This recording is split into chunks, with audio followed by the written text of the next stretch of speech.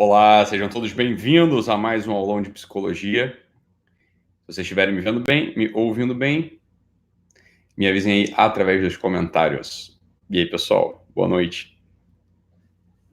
Deixa eu ver se está tudo certinho com a conexão. Acabei de mudar aqui o Wi-Fi. Vamos ver. Só esperar aí o retorno de vocês aqui no chat.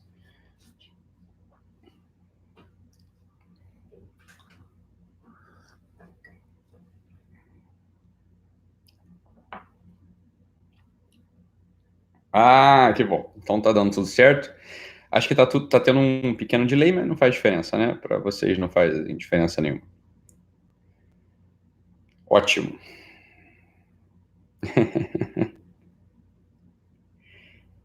Ótimo, beleza.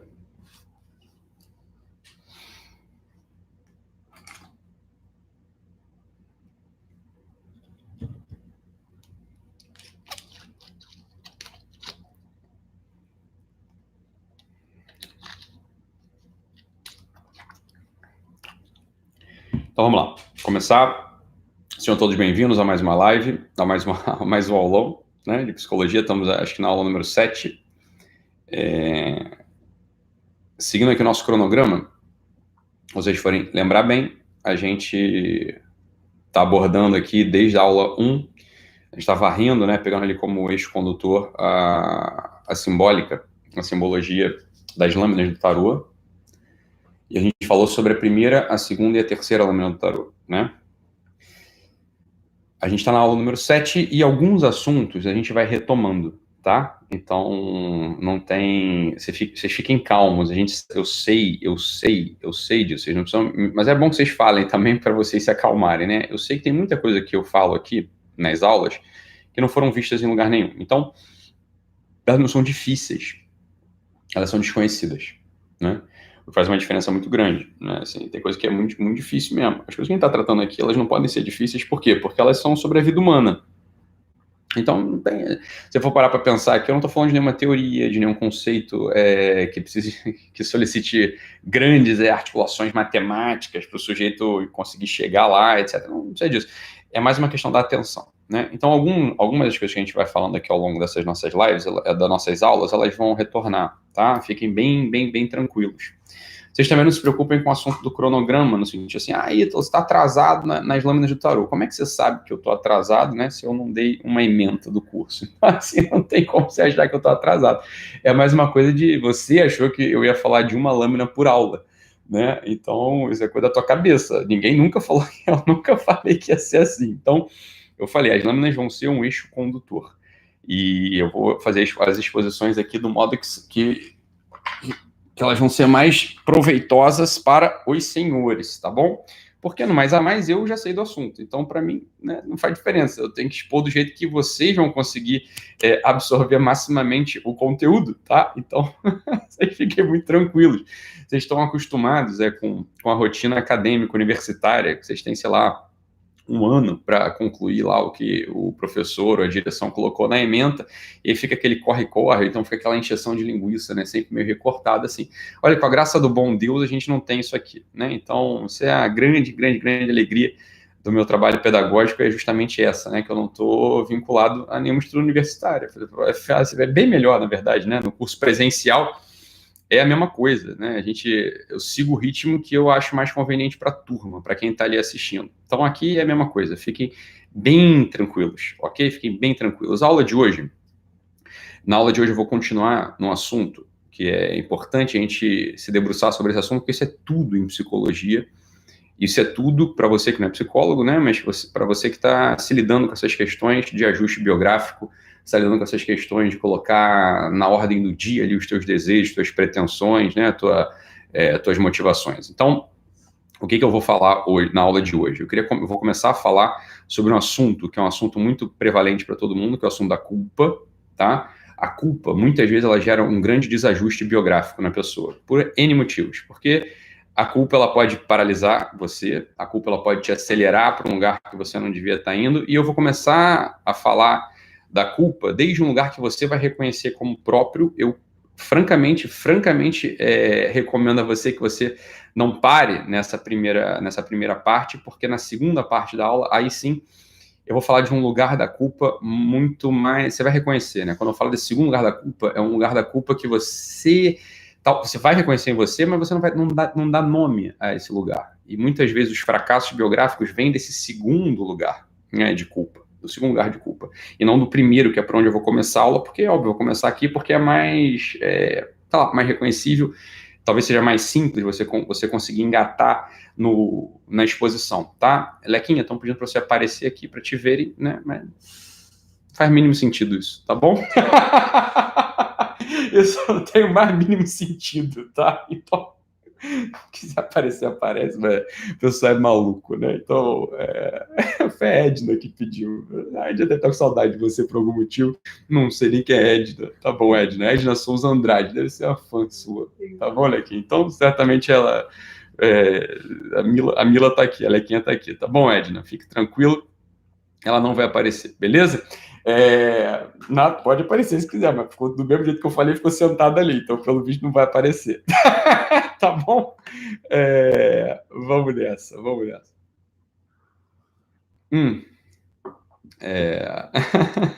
Vocês são muito engraçados, cara. Vocês são uma piada, tá bom? Mas fica aí, vai dar tudo certo na aula de hoje. Pessoal chegando aqui já fizemos o primeiro esquenta aqui da aula para o pessoal ir chegando na sala, então relaxem aí, prestem atenção sobre tudo isso, é mais importante, ok? Do ponto de vista da culpa, que é por onde a gente vai começar, eu não gostaria de definir culpa, porque a culpa é uma percepção interna que é muito difícil a gente conseguir definir de modo universal, de tal modo que todo mundo reconheça ali como culpa. Então, não fique se perguntando sobre essas coisas. O que é culpa? Calma, vamos ouvindo aqui que a gente vai chegar lá com muita tranquilidade, tá? Mas retomando a nossa exposição, a gente está falando nessas primeiras lives aqui sobre o tal do ajuste biográfico, né? Então, se você for lembrar, eu comecei falando lá, olha, você tem 4 narrativas possíveis, são narrativas válidas para que você possa desenvolver a tua vida. Dentro dessas narrativas, você vai encenar, é muito ruim esse termo, mas é fácil de compreender, você vai encenar um tipo de personagem específico, com uma força específica, e a gente vai vendo que um dos motivos pelos quais a gente não consegue dar conta de levar a cabo as nossas pretensões biográficas é justamente a pouca força que a gente tem dentro, né? E por isso que eu bati aqui firme em alguma aula anterior, não sei se foi na anterior ou se foi na passada mesmo, eu falei dos tipos de personagem. Depois a gente foi fazendo um outro ajuste ali da percepção da origem do mundo, né? De como eu dei uma ferramenta na aula anterior para você, né? Que a gente chama, vocês chamaram das armas de Zeus, né? Eu contei aquela história toda mitológica, eu parti da teogonia grega, que é uma teogonia mais completa da origem do que a teogonia judaico-cristã. A teogonia judaico-cristã, ou a cosmogonia, ou seja, a origem dos deuses, ou a origem do Deus cristão, ou a origem do cosmo cristão, ela é menos completa do que a origem cosmológica grega. Então, a origem cosmológica grega, ela traz para a gente mais ferramentas e mais elementos para que a gente, de modo simbólico, possa compreender onde a gente está inserido. Então, uma das grandes primeiras questões de ajuste biográfico é exatamente essa, é o assunto da tua circunstância, onde você está inserido. Essa é uma primeira coisa. Mas a gente tem alguns inimigos da realização biográfica. Um dos inimigos da realização biográfica é um certo peso que as pessoas carregam dentro de si, né? As pessoas carregam dentro de si um certo peso, né? Como se fosse aquele peso do balão que é importante num certo momento para ajustar a pessoa, mas no outro momento da vida, é claro que a pessoa vai ter que se livrar desses pesos para poder alçar o voo, né, o voo pretendido, para poder adquirir a velocidade desejada para que ela chegue a cabo, né, para que ela possa chegar mesmo, né, a cumprir a sua meta. Então, um desses pesos que a gente carrega, e é claro que ao longo das nossas aulas a gente vai abordar outros pesos, né, um dos pesos que a gente carrega é esse peso da culpa, tá? A culpa, preste atenção aqui, ó, a culpa, existe um psiquiatra chamado Igor Caruso. O Igor Caruso é um psiquiatra, é um teórico, né, sobretudo da psicologia, que ele não é muito conhecido aqui no Brasil.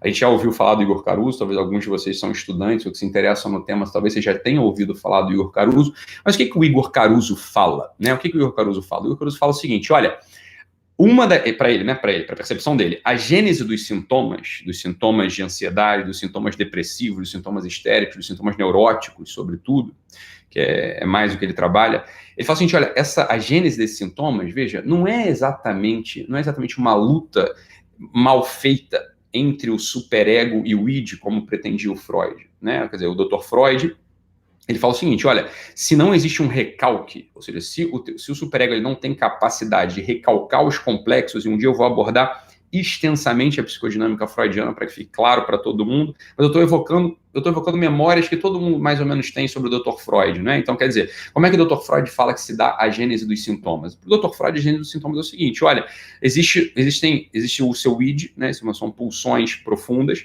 e o superego recalca ele faz um recalque e forma os complexos. Se esse recalque ele é mal feito, sobretudo se o recalque é mal feito na gênese dos complexos fundamentais ali, que é do parricídio do incesto, o sujeito ele vai ter sintomas.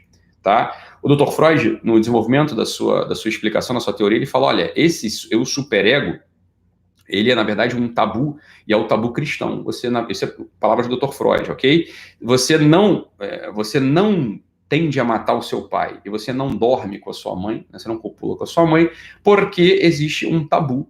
E se esse tabu for desfeito, das duas uma, ou se o recalque é perfeito, você não vai ter sintoma. Ou se esse tabu é desfeito, você vai tender a... Você vai conseguir tocar nesses sintomas e reverter esses sintomas. Então, essa é uma das pretensões da psicodinâmica desenvolvida na psicanálise pelo Dr. Freud, tá? Então essa é a ideia do Freud. O Igor Caruso olha para isso e tem uma outra visão sobre isso. Ele também olha para o assunto do Dr. Jung, que um dia a gente vai abordar extensamente aqui também, a formação dos sintomas, a formação da autodeterminação do seu ego a partir do inconsciente coletivo. Então, olha, de um lado tem o Dr. Freud falando do inconsciente individual. Do outro lado tem o Dr. Jung falando do inconsciente coletivo e onde habita de algum modo os arquétipos, tá? Então a gente vai falar disso extensamente em alguma outra live, em alguma outra aula a gente vai abordar com muita precisão para que você possa entender de modo agudo, para que você não escape nada de você, a psicodinâmica desses grandes expoentes da psicologia, né? A gente vai apontar também ali onde tem uma inconsistência epistemológica, a gente vai apontar ali onde tem uma dificuldade de aplicação da técnica. Fique tranquilo, a gente vai falar sobre tudo isso, né? Pontos positivos, pontos negativos, onde a coisa pode ser perfeita, onde ela não pode se perfazer. Não tenha pressa, a gente vai chegar lá em algum momento. Então, o doutor Igor Caruso olha para essas duas coisas e fala, olha, parece que não é bem daí que vem a formação, parece que não é bem daí que vem os sintomas neuróticos, né? Parece que não é bem daí que vem os sintomas neuróticos. Existe um outro teórico muito profundo também, que tem uma explicação extensa sobre a formação dos sintomas, que é o Dr. Lipot Zondi, é um psiquiatra húngaro, tá? Que também olha para o Freud, olha para o Jung e fala, nem inconsciente individual, nem inconsciente coletivo. Isso é o Dr. Zondi falando. Parece que a formação dos sintomas, elas vêm de uma pulsão que todos nós temos dentro de nós, que se origina num inconsciente familiar. Como se a gente tendesse numa linha de ancestralidade a repetir os sucessos e as tragédias dos nossos antepassados. Olha só que coisa interessante, né? Então, aqui a gente tem um ternário, né, inconsciente individual, inconsciente coletivo e inconsciente familiar. É muito difícil a gente conseguir entender a psicodinâmica da psicologia contemporânea sem fazer uma articulação entre os três. Se a gente tem uma tendência, você tem vocação para entender a psicologia contemporânea, imagina só que você olha para a psicologia e fala, não, eu não quero estudar ética, eu não vou me especializar na psicologia ética do Aristóteles, eu não vou me especializar na antropologia escolástica medieval, o meu interesse aqui eu quero conhecer profundamente os psicólogos contemporâneos. Já estou dando a dica. Dificilmente você vai conseguir entender a psicodinâmica à luz da contemporaneidade sem fazer uma articulação entre os três. Todo ou quase todo psicólogo que cristaliza na compreensão contemporânea do homem num desses polos, né, num desses lados do triângulo, ele vai ter uma dificuldade muito grande de entender o homem, né, com uma pretensão completa. Veja só o sentido. O inconsciente individual articulado com o inconsciente coletivo, habitando nele o inconsciente familiar. Parece que daí a gente pode ter uma compreensão contemporânea mais profunda do homem. Ainda ficaria faltando um monte de coisa dada pela antropologia tradicional escolástica e pelo fundamento ético grego. É claro que se a gente faz um recorte e tende a olhar o homem só por um desses lados, muita coisa vai ficar faltando. Também seria um anacronismo assim, absurdo, seria um anacronismo quase que demente a gente só olhar para a ética aristotélica, não, eu vou abordar o homem aristotelicamente. Fala, olha, a questão é a seguinte, lembra, o Aristóteles ele não tinha por ofício observar homens, observar pessoas em sofrimento psíquico. Esse não era o ofício do Aristóteles, né? Ele não estava olhando para homens em sofrimento 10 horas por dia, 12 horas por dia, por anos. Então, é óbvio que o recorte, por mais profundo, o recorte, por mais preciso que seja da ética aristotélica, é óbvio que, diante desse recorte, vão ficar faltando elementos e ferramentas práticas para você tocar em homens concretos e mulheres concretas, sobretudo contemporâneos, sobretudo da contemporaneidade. O mesmo se aplica à psicologia, a pretensa psicologia desenvolvida na escolástica, né? A pretensa psicologia desenvolvida na escolástica. A escolástica, lembrando, é aquele período ali que a gente reconhece, ou que se fala vulgarmente como Idade Média. Então, a Idade Média, quando as pessoas ouvem Idade Média, elas podem ter uma percepção assim, de coisa sombria, né? Coisa tenebrosa. Vamos lembrar aqui, inventário das nossas ideias, inventário daquilo que está na nossa cabeça. Por que é que você acha que a Idade Média é sombria? Seja honesto comigo. Você já leu algum livro real, assim, algum livro mesmo sobre a Idade Média? Você já leu algum livro sobre a Idade Média? Você conhece o período histórico da Idade Média? Ou você, de verdade, o que você tem notícia da Idade Média é aquele filme O Nome da Rosa. Lembra daquele filme O Nome da Rosa? Que tinha um sujeito lá que descobre um livro e todo mundo é envenenado porque ele é único. Olha, aquilo é uma obra ficcional, você está entendendo? Seja honesto e me diga, você conhece alguma coisa sobre a Idade Média ou você só tomou notícia da Idade Média pelas mãos do seu professor de história, que também não deve ter lido nenhum livro sobre a Idade Média, que também só deve ter visto o filme ali do Nome da Rosa, ou que tem uma ideia muito vulgarizada, uma ideia corrente, vulgar e preconceituosa, né, do poder, do poderio da Igreja Católica, que a Igreja Católica se utilizava de métodos de tortura, né, para sei lá, para exercer o seu poder temporal. Falou, olha, vamos lá, vamos ser muito honesto aqui. O que você sabe sobre Inquisição que você de fato tenha estudado? Né? Porque a gente está falando de Idade Média, na tua cabeça vem assim, ó, né? Não vem isso. Inquisição vem queima as bruxas. Né? Queima as bruxas. Vamos lá. Você conhece os números? Esses números são todos documentados. Veja, isso não tem muito tempo. Né? A Idade Média tem, sei lá, 700 anos, 800 anos.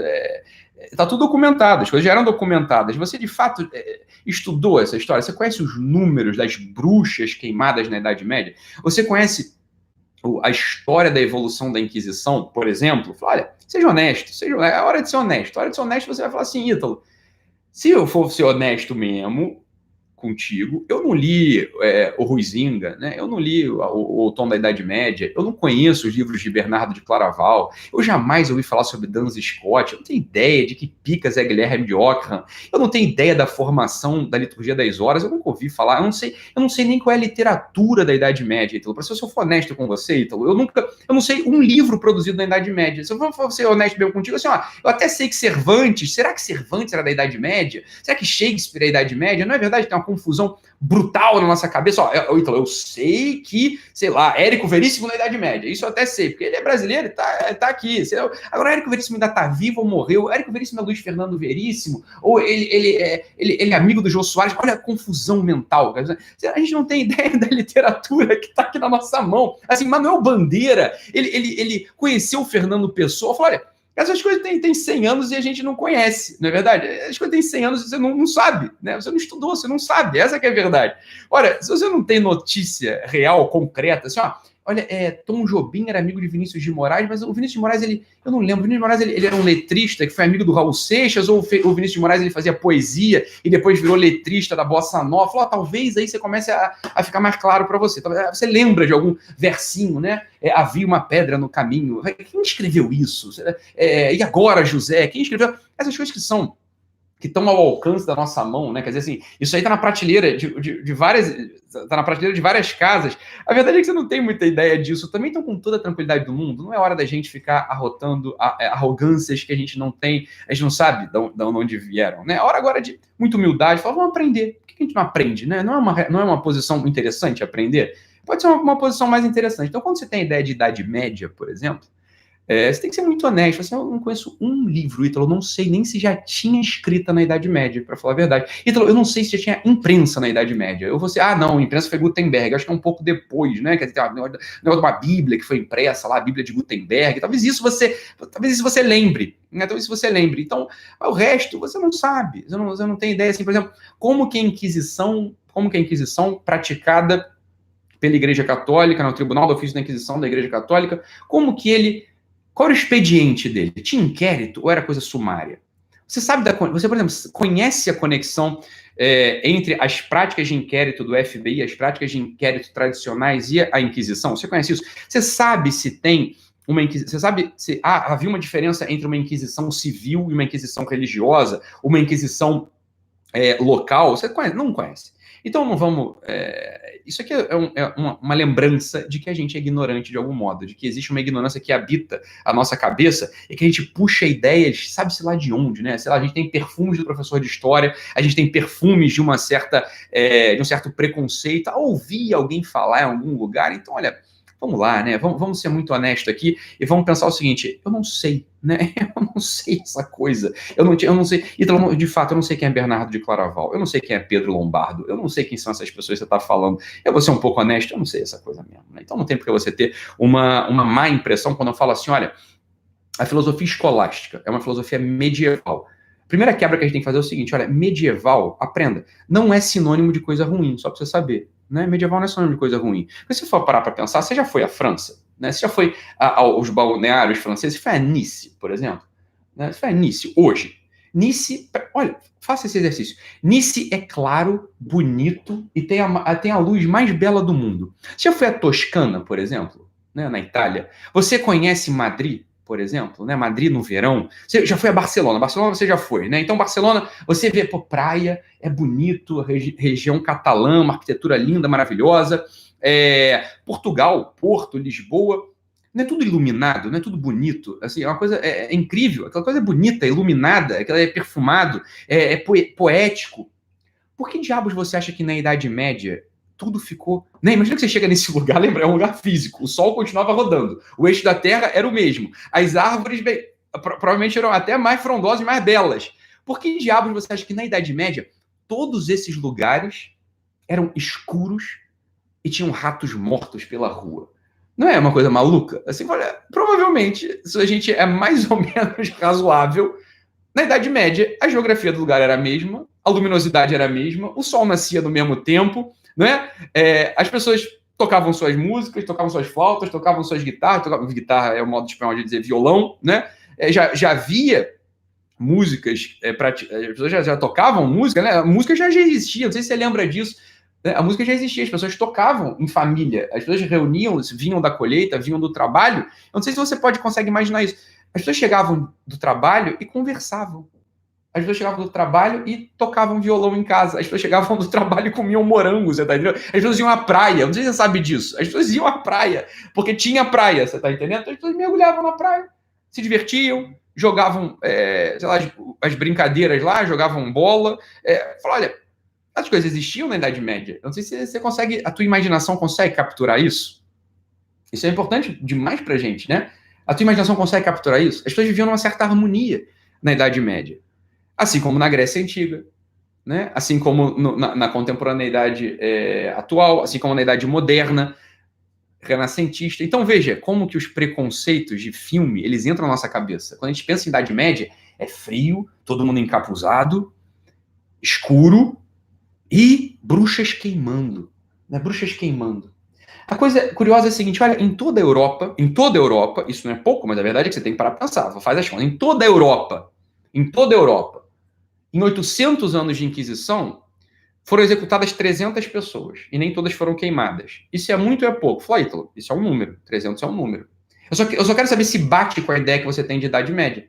Porque 300 dividido por 800, né? Dá ali 0,3, um pouco mais, né? Dá 0,4, 0,35, sei lá, por ano. Então era assim, ó, a cada 3 anos, na Europa inteira, uma pessoa era executada pela Inquisição. Fala, isso é um número, né? Se você quer imaginar, mas não era para executar ninguém. Fala, tá bom, não tô discutindo isso. Se era para executar muita gente ou pouca gente. Eu só quero que você confronte com a ideia que você tem. Né? A ideia que a gente tem assim, ó, tinha execução, tinha forca, tinha guilhotina. Não, guilhotina nem tinha. Mas a nossa cabeça é assim, tinha fogueira, forca, guilhotina, toda semana, né? Em cada cidadezinha da Europa tinha alguém sendo executado porque discordava da igreja. Falou, olha, você não conhece os dados, você não conhece a história, né? Você não sabe como a coisa funciona. Você viu meia dúzia de filmes, talvez 2, né? É O Nome da Rosa e Joana d'Arc, foram os filmes que você viu concretamente. O Joana d'Arc você viu com a Mila Jovovich, sei lá. Foi com ela que você viu. Você nem viu o Joana d'Arc do Carl Dreyer, né? Que é um filme assim, muito mais poderoso, inclusive, que tem cenas ali mais poderosas e mais reais, né? Então, essa aqui é a coisa. Quando a gente fala assim de filosofia da Idade Média, quando a gente fala de psicologia medieval, quando a gente fala de antropologia medieval, a primeira coisa que tem que vir na sua cabeça é um desmonte que você tem de uma ideia falsa. Por que falsa? Porque você nunca leu, você nunca estudou, você nunca conversou com um medievalista, você não conhece os documentos, você não conhece a história. Então, você tem na tua cabeça apenas a ideia do filme Nome da Rosa, seja honesto. Tem apenas na tua cabeça a ideia do Joana d'Arc, seja honesto. Né? Então, isso aqui já é aula de psicologia, hein? É um grande parênteses de aula de psicologia. Uma grande parte das neuroses e das pretensões de crença que as pessoas têm vem de nada, vem de lugar nenhum. Não vem de lugar nenhum. Vem assim, olha, não é que não vem de lugar nenhum, perdão. Vem de lugar nenhum da realidade. Vem de uma fantasia, vem de um preconceito, vem de um ouvir falar, vem de uma ideia. Veja, estamos dentro de um parênteses aqui, ok? Todo grande campo, por exemplo, dos ciúmes, né? O ciúme. Eu vou falar, olha, alguns ciúmes eles são fundamentados, óbvio. Alguns ciúmes eles têm fundamento. Agora, veja, uma grande parte do processo de ciúme que a gente tem nos relacionamentos familiares, relacionamento de empresa, relacionamento de casal, eles são baseados em crenças fantasiosas.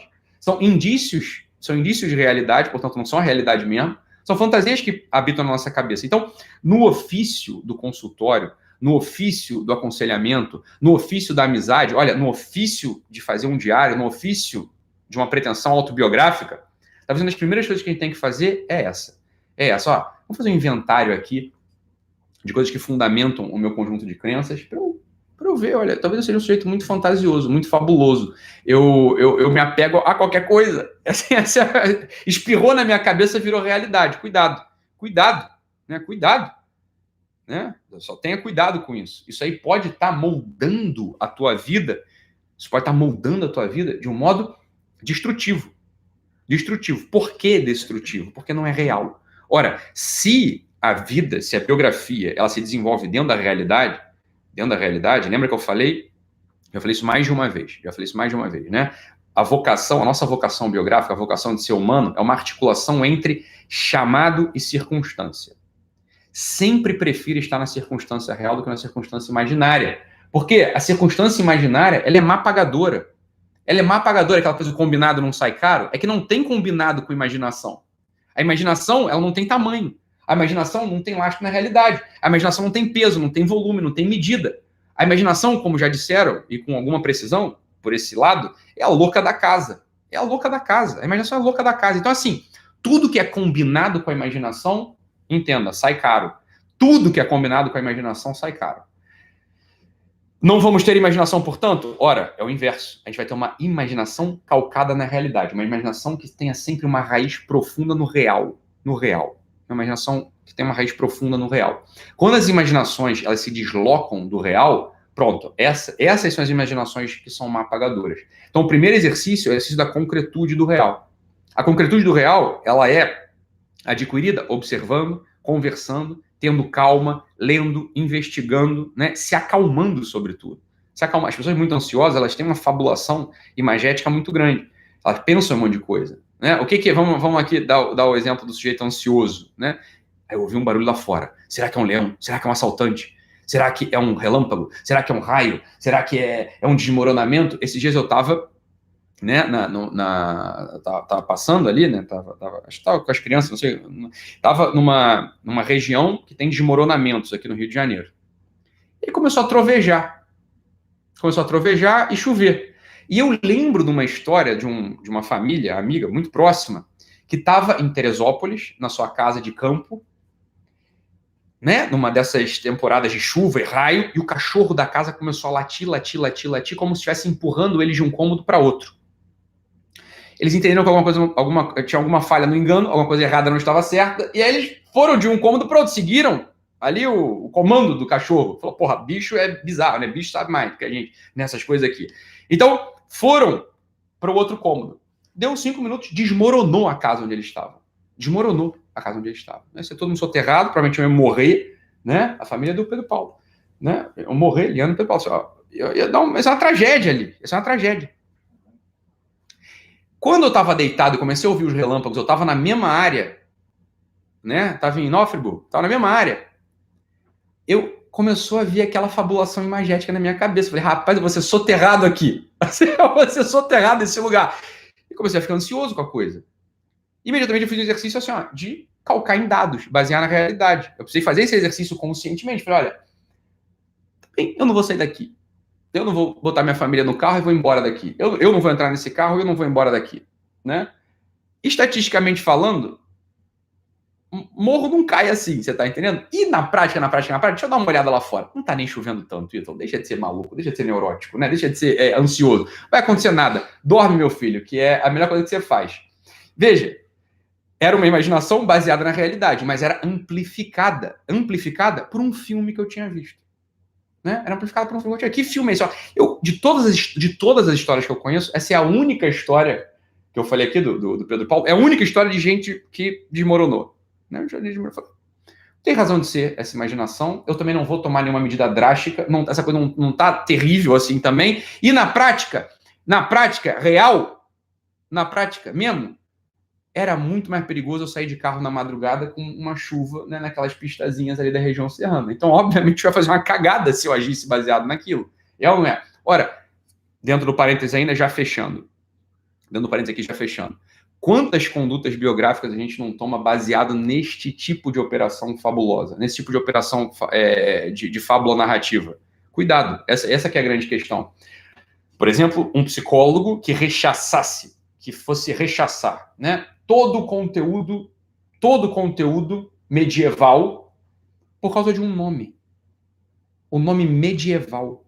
O nome medieval. Medieval pode evocar, e evoca, em 90%, talvez 98% das cabeças viventes hoje, não é? Trevas, ignorância, sei lá, não evoca nada de bom, em 98% das cabeças. Imagina a tragédia que seria o conhecimento de um psicólogo hoje ignorar todo o corpo antropológico oferecido por aqueles sujeitos do medievo. É uma tragédia. Né? Beleza, isso é do ponto de vista intelectual. Na nossa vida é a mesma coisa. Né? Na nossa vida é a mesma coisa. Tá? Fechando parênteses aqui, então, no conhecimento da psicologia. Psicologia contemporânea. Entender a psicologia contemporânea desarticulando o inconsciente individual do Freud, do inconsciente coletivo do Jung, do inconsciente familiar do Zondi, é o mesmo que não entender a psicodinâmica do homem à luz da contemporaneidade. Ora, se você quiser ainda completar isso, e eu acho que deve completar isso, se você for um psicólogo, se for uma pessoa que tem um interesse de autoanálise, um interesse de autoconhecimento, um interesse de escrever sua própria biografia, né, e talvez estudar esses assuntos. E se você está aqui, porra, é óbvio que você quer de algum modo isso. Né? Ignorar, por exemplo, toda a contribuição dos medievais. Seria uma ignorância. Ignorar tudo isso fala de um nome. Ignorar a contribuição da ética grega. Ora, outra grande ignorância. Né? Mas grego, em geral, a gente não tem preconceito, né, com a filosofia grega. A gente acha até um negócio difícil, mas tá bom. Né? Tem um aroma bom. Ora, em toda essa dinâmica, existem contribuições muito profundas. Por exemplo, a contribuição do Igor Caruso, que era o que a gente estava falando. O Igor Caruso, ele olha para essa psicodinâmica do Freud, do Jung, do Zondi, né? Não sei se ele teve conhecimento do Zondi, mas ele olha para essa psicodinâmica, tudo estava mais ou menos implícito no que aqueles autores falavam, na conversa interna das escolas psicanalíticas de Viena, sobretudo. O doutor Igor Caruso olha para aquilo e fala o seguinte, olha, existe ainda um algo, Igor, escreve normal, Igor Caruso, tá? É o nome do sujeito. O Igor Caruso olha para aquilo tudo e fala assim, olha, parece que existe algo ainda mais profundo e mais fundamental na gênese dos sintomas. E por que eu estou falando de gênese dos sintomas? Porque sintoma aqui pra gente é sinônimo de pedra, de tropeço, de dificuldade, de peso, de chumbo na nossa escrita biográfica, ok? Vamos entender assim. O Dr. Igor Caruso olha para a gente e fala o seguinte, olha, na gênese dos sintomas, ou na gênese da dificuldade de desenvolver uma biografia, está a repressão da sua consciência moral. O Dr. Igor Caruso pega todo esse bolo e fala o seguinte, olha, no fundo, não perca de vista que quando um sujeito reprime, repressão, recalque, veja, é a mesma nomenclatura, é a mesma ideia da psicodinâmica, né? É a mesma psicodinâmica, é a mesma ideia de psicodinâmica. Você está sendo ou recalcado, reprimindo, ou expandido. Ele está dentro da mesma psicodinâmica. Ele está olhando o homem contemporâneo com as mesmas ferramentas do Freud, do Jung e do Zondi. Só que ele fala o seguinte, olha, quando você recalca, quando você reprime a sua consciência moral, aí aparecem os sintomas, meu caro. Quando você reprime ou recalca aquilo que você sabe que é certo e segue fazendo, vai aparecer algum sintoma. Existe um sintoma fundamental que aparece a partir da repressão da consciência moral no início, pelo menos. Esse sintoma chama-se culpa.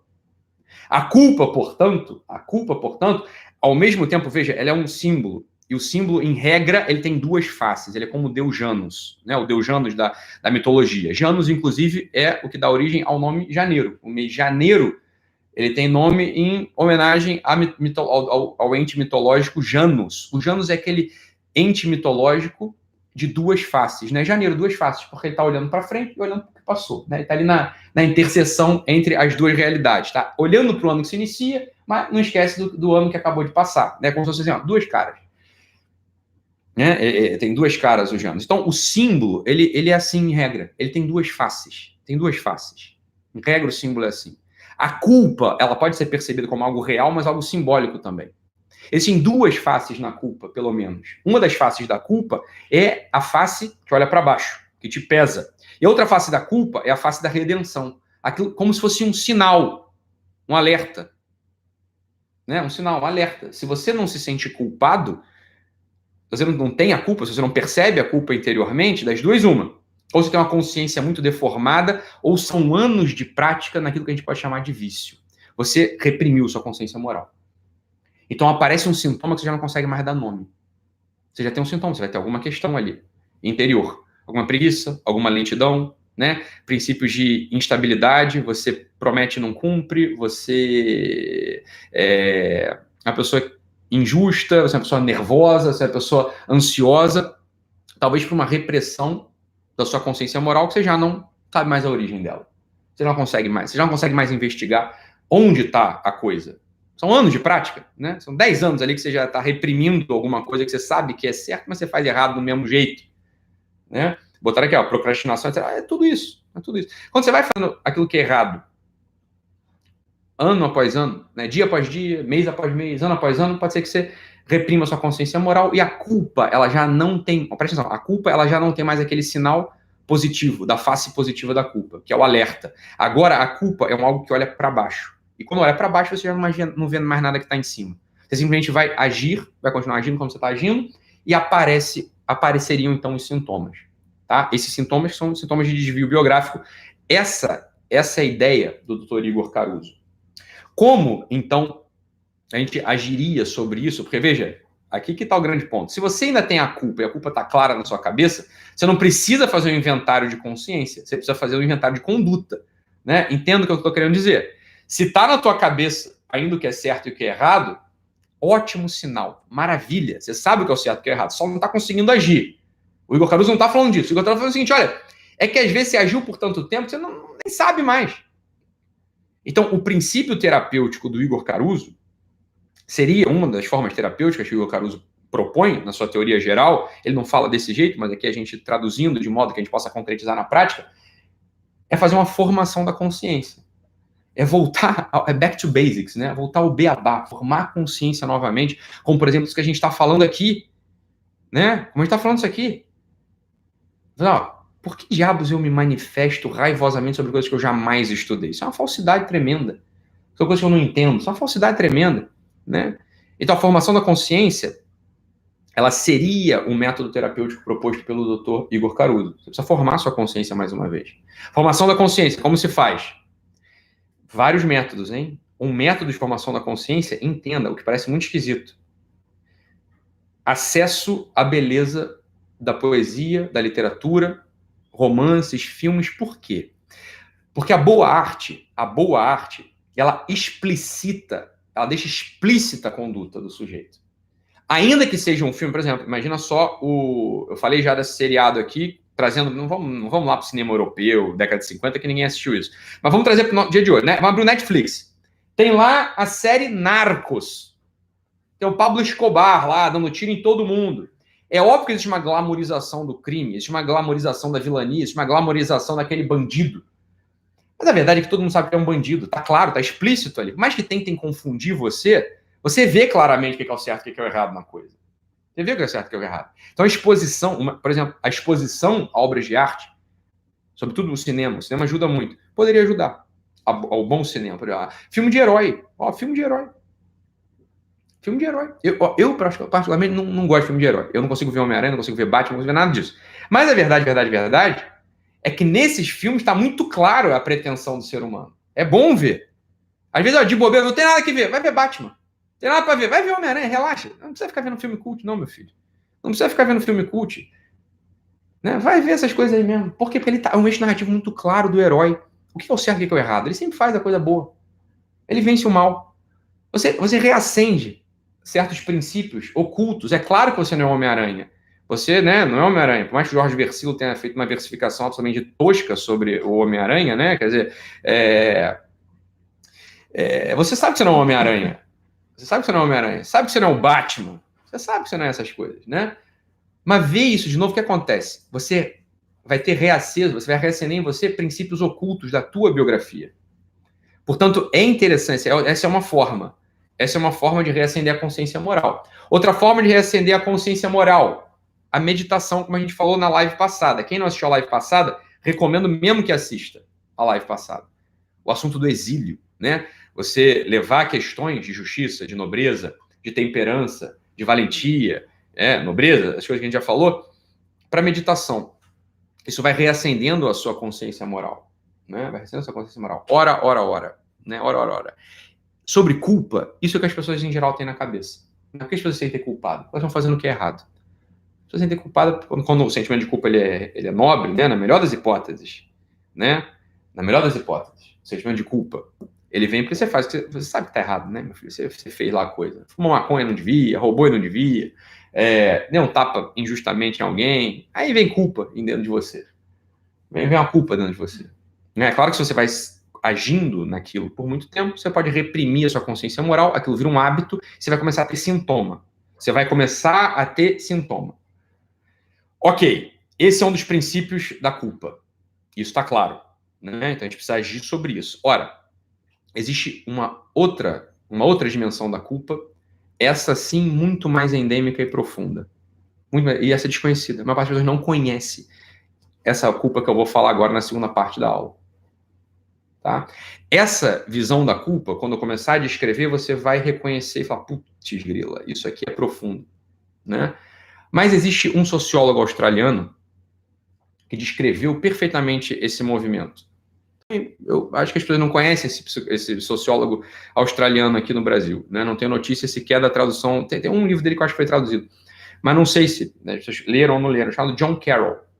John, normal, Carroll, 2 R's e 2 L's. Tá? Se você quiser pesquisar. Ele tem alguns estudos sobre a culpa. Tá? Então tem um livro dele chamado On Guilty, e tem um outro livro dele, esse é onde ele descreve esse fenômeno, né? Esse outro livro dele, que é o Guilt.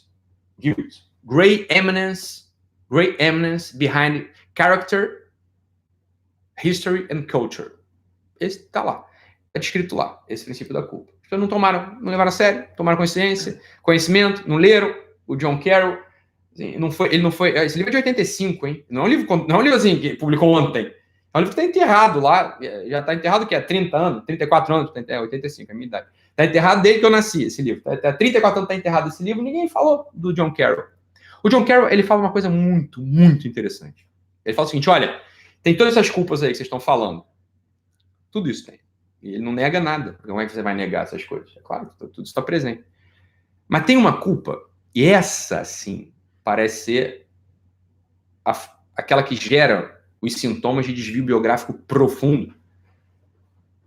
Além de desvio biográfico, sintomas reais, que é uma coisa chamada, né, é uma culpa, que ele não dá um nome muito claro para essa culpa, né? Ele não dá um nome muito claro para essa culpa. Ele não chega a descrever. Ele está descrevendo esse fenômeno e não fala qual o nome dessa culpa, né? Mas ele fala o seguinte, olha só. Olha a coisa interessante que ele fala. E você vai reconhecer isso em você, porque a gente reconhece na gente. Ele fala o seguinte, olha, você tem todas essas culpas aí. Em geral, são essas culpas que a gente confessa. Quando a gente vai pedir perdão para alguém, a gente fala, pô, desculpa, eu errei. Eu fiz errado contigo, né? Quando você vai pro padre confessar, você fala assim, fumei maconha, roubei, sei lá, agi mal com a minha mulher, fui grosseiro, sei lá. Tá falando das culpas morais, das quais o Caruso tá falando. Tá falando dessas culpas. Em geral, a gente pede desculpa por isso. Pede desculpa por isso. O John Carroll fala assim, é que no fundo de toda a vida existe uma culpa. Existe uma culpa, que é a culpa do fracasso. A culpa do fracasso. Quando você está pedindo desculpa por uma culpa moral, em regra, você está revoltado porque você fracassou. Você está revoltado porque você fracassou. Quando você pede desculpa por ter roubado, quando você pede desculpa por ter traído sua mulher, quando você pede desculpa por ter fumado maconha, essa culpa, ela está imiscuída. Na verdade, ela brota de uma culpa que você teve por fracassar. Você fracassou. Você fracassou. Você tinha um modelo na sua cabeça. Você fugiu desse modelo. Então veja que coisa terrível. Você não está culpado exatamente por um mal que você fez. Você está culpado porque você projetou alguma coisa sobre você. Você projetou alguma coisa sobre sua vida. E você está culpado porque você errou. Não é que você errou moralmente. É que você é ruim, você é fraco. Veja que culpa insidiosa. Veja que culpa sem esperança. Né? Veja que culpa egoísta no final das contas. Isso é o que o John Carroll está falando. Ele fala, olha, a formação da culpa, ela vem a partir da escolha de modelos impossíveis de serem realizados. Modelos que dependem... Olha o que ele está falando aqui. Preste atenção. Não chega à conclusão, não fala, não entendi. Eu não expliquei ainda, né? Eu não expliquei ainda. O que o John Carroll está falando? Ele está falando o seguinte, olha, existe uma culpa que vem do seguinte. Tu quer ter sucesso, bicho. O que tu quer é ter sucesso. Quando você fuma maconha, né? Quando você, sei lá, faz alguma coisa errada no trabalho, a verdade é que você é tão canalha que você não tem um arrependimento moral. Você não tem um arrependimento moral. Você tá frustrado, é contigo, bicho. Tu é egoísta. Tu é egoísta, cara. Você tinha um modelo de sucesso na sua cabeça irrealizável. Irrealizável. Vamos lá, vamos desenvolver a coisa que o John Carroll fala. Ele não desenvolve desse jeito, mas vamos desenvolver a gente aqui. Então, por exemplo, quando um sujeitinho entra no colégio, não, o moleque entra no colégio, 10 anos, tá no colégio, ele começa a pensar no que ele quer ser. Você é médico, você é bombeiro, astronauta, essas coisas que não dá para realizar. Aí depois ele vai ajustando ali, ele vai ajustando os desejos dele e fala, não, astronauta realmente é difícil, é um que vai virar astronauta, não me interessa nada desse negócio de astronauta, isso aqui é coisa de criança. Isso aqui é coisa de criança. O que eu quero é ser bombeiro, eu vou ser arquiteto, eu vou ser cineasta, eu vou ser contador, eu vou ser rico.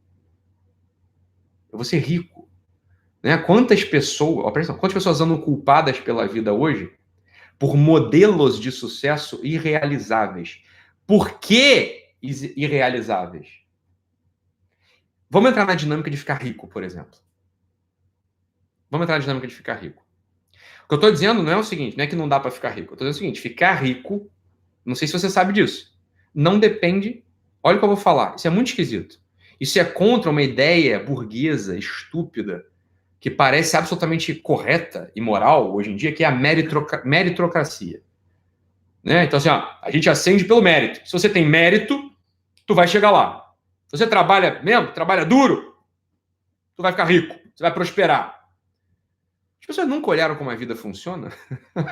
Nunca olharam como a vida funciona, porra? Eu não sei se você sabe, mas não é assim que fica rico. Ítalo, então me diz, como fica rico? Eu adorei a live, eu quero ficar rico. Não. Eu tô falando que não é assim que funciona, porque ninguém sabe como fica rico.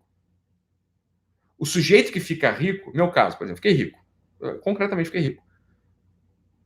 Existem tantas variáveis que eu não controlo, que eu não consigo reproduzir eu não consigo reproduzir. Eu não sei como. Assim, eu não sei dizer como você fica rico. Qualquer pessoa honesta, ela vai te dizer isso. Porque olha só, não, Ítalo, claro que eu sei como ficar rico. Você vai, começa a estudar coisa de bolsa de valores, estuda tudo sobre derivativo, né? Fazer várias travas de linha, aprendi a fazer aqui, ó, renda fixa com derivativo, a gente entende tudo, opções de venda, opções de compra, como é que você precifica um derivativo de longo prazo, a gente vai estudar tudo sobre put, call, vou estudar tudo sobre esse negócio. Né? Box de 4 pontas, butterfly, vai entender tudo esse negócio de derivativo. Você estuda isso, meu filho. Você pega aí R$2.000 você arranja. Você aplica direitinho, você vai ter 16% de rendimento. Ainda que isso seja verdade, a questão é como que esse sujeito que for rico assim, se ele for honesto, deve ser. Então, o seguinte: eu prestei atenção em derivativo, eu tomei conhecimento sobre derivativo a partir de um princípio que eu não controlo. Isso chegou ao meu ouvido. Como o professor falou, que eu estava bem disposto no dia. Você entende? Até esse processo, é assim, ele não controla, meu amigo. Ele não controla. Ele não vai controlar, ele não controla esse negócio. Ele vai te falar isso num momento da vida que para você não faz sentido. Ele fala num momento da vida em que, sei lá, o mercado não está tão bom, então você toma um golpe. Você entende que nem o processo de ficar rico, ele não depende. Eu vou te falar uma coisa, ele não depende de você. Não sei se você sabe disso. Eu sei que pode parecer frustrante. Pode parecer frustrante. Mas você não fica rico assim. Ninguém sabe como ficar rico. Então olha o modelo que as pessoas põem na cabeça. Eu vou ficar rico, eu vou prosperar, eu vou ter sucesso. Basta eu ser uma pessoa esforçada. Aí o que acontece? Realmente, só vai ficar rico, exceto sujeitos, né, muito sortudos, mas olha só, o exceto já indica uma falha no sistema, hein? Exceto os outros sujeitos, na média, só fica rico quem se esforçou muito, quem trabalhou muito. Não seja estúpido, meu filho. Porque existe gente que trabalha muito mais que você, muito mais capaz que você, muito mais comprometido que você e não ficou rico. Olha que crueldade isso. Olha que crueldade essa história. É claro, o sujeito chega lá em cima, chega no topo, ele fala assim, não, para ficar rico, você tem que ter mérito. Você vai trabalhar dia e noite. Você vai se esforçar. Você vai servir. Você vai não encher o saco. Acontece o seguinte, eu não sei se você sabe, mas tem muita gente que faz isso muito melhor do que o sujeito que ficou rico e não ficou rico. Mas é porque ele não tinha habilidade. Não tinha, ele tinha tudo. Ele tinha até mais do que o sujeito. Só que, meu filho, não depende dele. Você tem tantas variáveis que não dependem dele. Por exemplo, então, eu não quero ficar rico. Eu quero ser médico. Isso é o modelo da minha vida. Eu quero ser médico. Então tá, é porque você está falando do Brasil. Só que na Holanda não é assim. Na Holanda você não pode ser médico se você quiser. Tem cota para ser médico. Se você está no ano que não tem médico, não tem necessidade de médico, você não vai ser médico. Cuba não vai ser médico. Não está precisando de médico, não vai ser médico. Tem uma regulação estatal sobre profissão, por exemplo. Sobre profissão, por exemplo. Ou pior, eu quero ser médico. Mas tu estudou, não passou. Tua família não tem dinheiro para pagar a faculdade, tu não vai ser médico. Eu não vai ser médico, meu filho. Você está entendendo? Não, eu quero ser contador, Ítalo. Eu quero ser contador. Então você estudou para ser contador, só que teu pai morreu, você virou arrimo de família, você precisou ir pro Uber dirigir. Você virou outra coisa, você não vai conseguir ser contador. Não, eu quero ser comerciante. Pegou fogo a tua loja. A tua loja pegou fogo, não tinha seguro, pegou fogo. O que você faz? Né? Eu vou ser bailarino. Eu tenho habilidade, tenho talento. Eu vou ser bailarino. Bateu de carro, perdeu a perna. Você vai ser para-bailarino? Não tem isso. Talvez até tenha em algum lugar, mas não era isso que você estava pensando. Você não queria ser para-bailarino, né? Você não queria ser um bailarino, um paralino. Você não queria ser um bailarino sem perna. Você queria ser um bailarino, né? Mesmo, assim, que dança com as duas pernas, né? Aí então você é tão preconceituoso porque com uma perna dá pra dançar. Então, todo momento que você bateu de carro, você não tem as duas pernas dos dois braços. Pronto, pra gente não encerrar o fim de papo. Mas você vai ser bailarino, um cotoco bailarino. Né? Você não vai dançar a dança do pauzinho? Não vai. Né? Você vai dançar igual eu. É um pé de pau dançando. De um lado pro outro, né? Bailarino. Né? Não dá? Não, então dá, porque tem a molemolência do quadril. Então você ainda tem artrose. Você tem artrose. Você é um cotoco com artrose. Você é um cotoco assim com... duro. Você não dança, cara. Você tá entendendo? Você não dança. Né? Você não dança. Você tem espondilite anquilosante. Não vai dançar. Você não tem o requebro do quadril do cotoco. Nem você tem. A gente usa esses casos absurdos para pensar o seguinte, olha, que é isso, né? Esses modelos, veja bem, esses modelos levam a uma culpa existencial. Isso está na origem da culpa. A escolha de modelo, presta atenção, a escolha de modelos. Eu vou realizar minha biografia sendo rico, sendo médico, sendo bailarino, sendo mãe. Sendo mãe. E se você for infértil, minha filha? E se todos os seus filhos morrerem?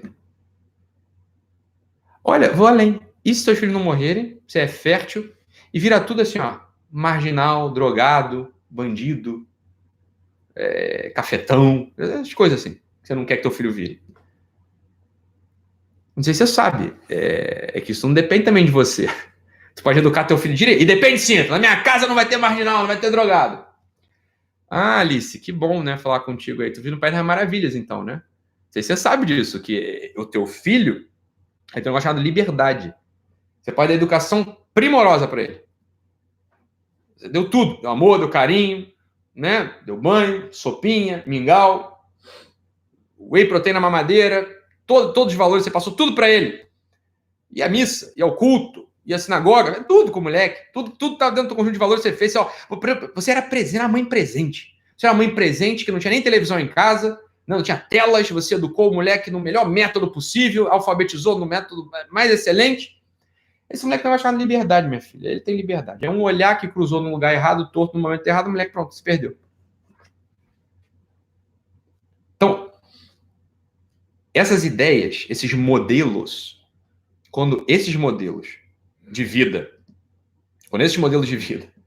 são postos como o ideal de realização biográfica, entenda isso. Quando esses modelos de vida são postos como o ideal de realização biográfica, você só tem uma coisa que vai acontecer dentro de você. Culpa atrás de culpa. Culpa atrás de culpa, porque você vai fracassar. Porque no limite, mesmo que você fique rico, será que você ficou rico como você queria? Se você for médico, você é o médico da clínica que você aspirava?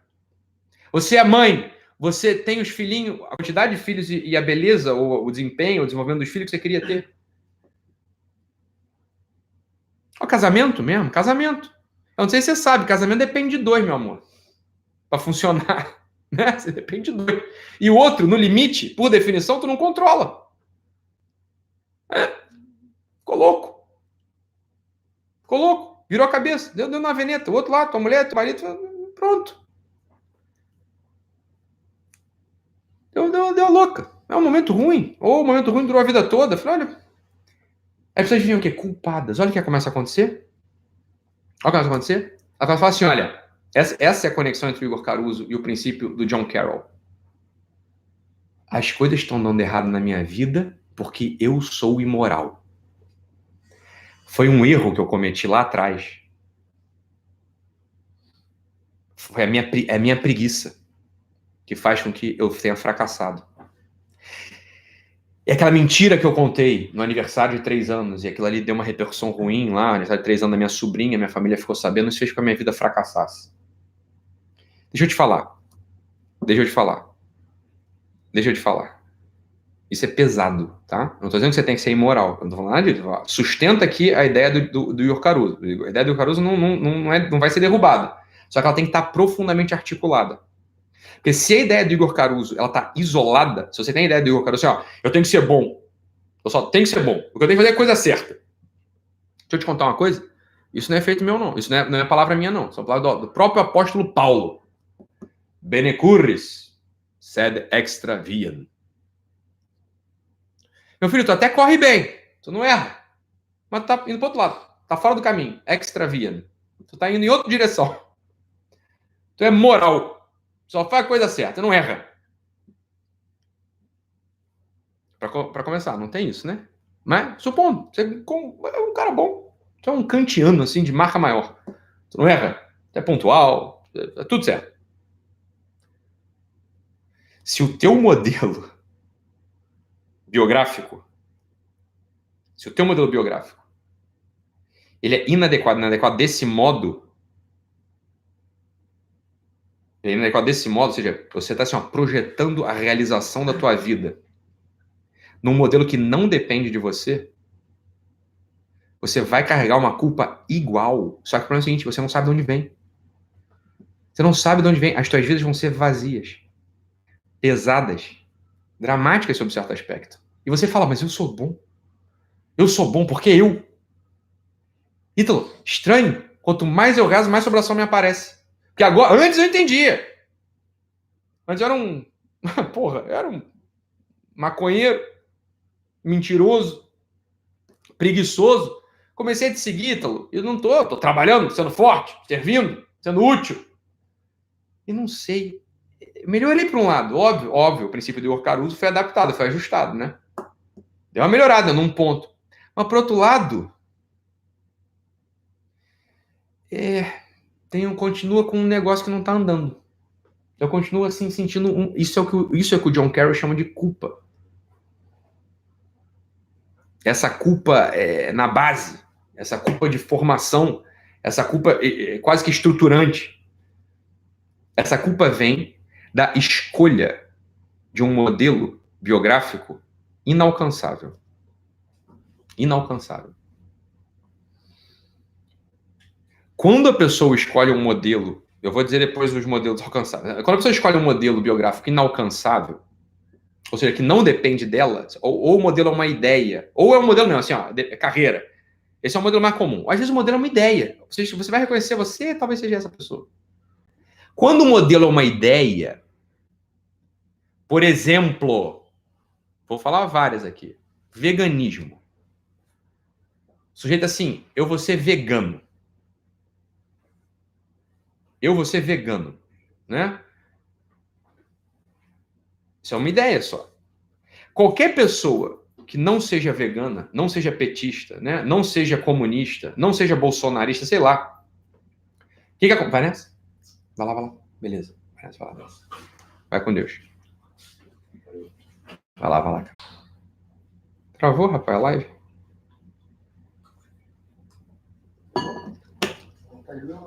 Não vou atualizar, não.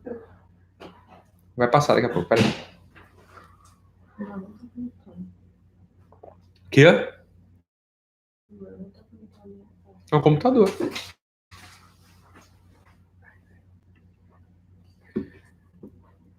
Parece que ficou pesado. Não, pesado só. Voltou. Voltou aqui, pronto. Foi, pode ir. Valeu, vai com Deus. Pronto, voltou. Acho que voltou, hein? Vê se voltou aí, pessoal. Veio. Foi o computador que travou. Né? Foi todo... Sei lá, pesou alguma coisa aqui no... Mas tá travando.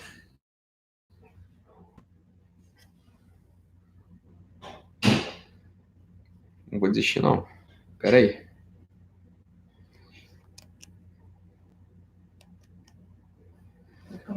Tá rodando, né? Mas é que eu não tô me vendo. Aí com esse retorno fica impossível, porque eu fico travado. Tá indo, né? Tá indo? Pessoal, então calma aí. É porque pra mim não tá indo. Então calma, pera aí.